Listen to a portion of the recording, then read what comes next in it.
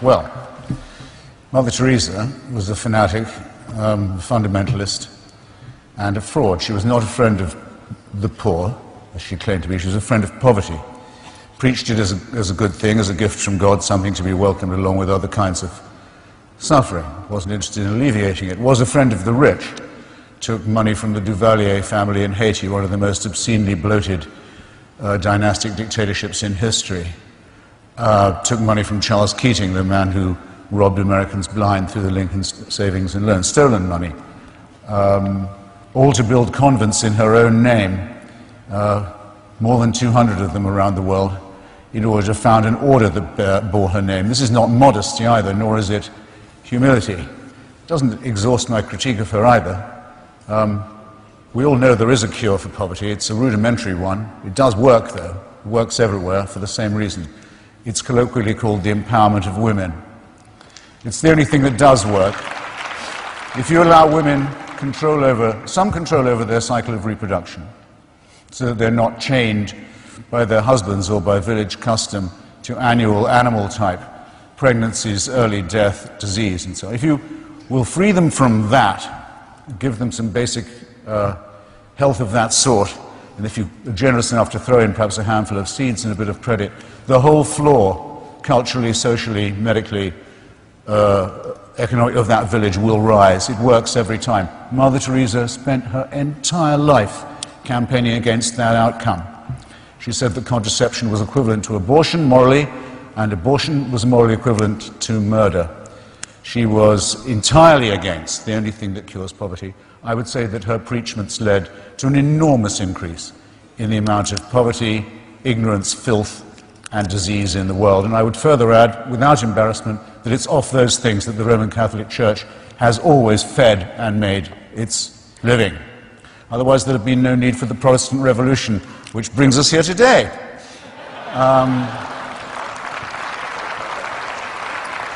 And believe me, I've barely started with that terrible person. Now, as I said before, you can be an atheist in anything you like. You can be an atheist in the Marquis de Sade. You can be an atheist and be a great humanist. I mean, most of the missionary work, work done by Médecins Sans Frontières, for example, by Oxfam, by many other people in the stricken parts of the globe which I've visited, done by people who are not doing it to proselytize for their faith. They're not doing it handing out Bibles surreptitiously. They're not doing it for any such reason.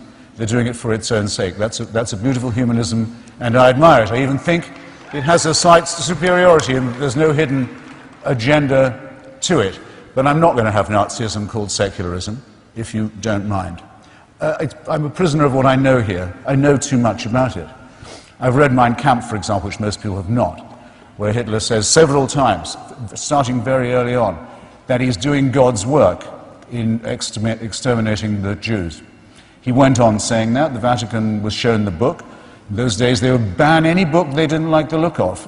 They were one of the great book-banning organizations in the world. They didn't ban the book that was written by the leader who made his first political treaty in Germany with them and their church, and outside Germany between his dictatorship and the Vatican. If you wanted to take your oath, well, you didn't have to want to, you had to, if you were in the German army or in the SS, to take your oath to the Führer, which was compulsory. You took it like this: I swear by Almighty God, undying fealty. Around your belt, if you were a soldier in the Nazi army, you had to wear a buckle that said Gott mit uns, the German for God on our side. Like every other form of totalitarianism and fanaticism, this is religious in itself, and it was not, as it was in some other countries, the Christian right in power, but it was the Christian right subsumed into a party that involved various other terrible mutations too. So I just have to defend myself, it seems to me, on these two matters. I'll close on the implied question that Bill asked me earlier. Why don't you accept this wonderful offer? Why wouldn't you like to meet Shakespeare, for example? I mean, I don't know if you really think that when you die you can be corporeally reassembled and have conversations with authors from previous epochs. It's not necessary that you believe that in Christian theology, and I have to say it sounds like a complete fairy tale to me. The only reason I want to meet Shakespeare, or might even want to, is because I can meet him any time, because he is immortal in the works he's left behind. if you've read those, meeting the author would almost certainly be a disappointment.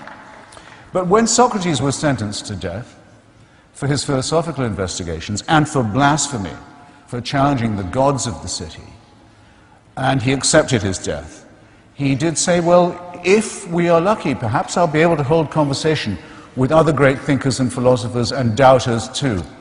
In other words, that the discussion about what is good, what is beautiful, what is noble, what is pure and what is true could always go on. Why is that important? Why would I like to do that? Because that's the only conversation worth having. And whether it goes on or not after I die, I don't know. But I do know that it's the conversation I want to have while I'm still alive. Which means that to me, the offer of certainty, the offer of complete security, the offer of an impermeable faith that can't give way, is an offer of something not worth having.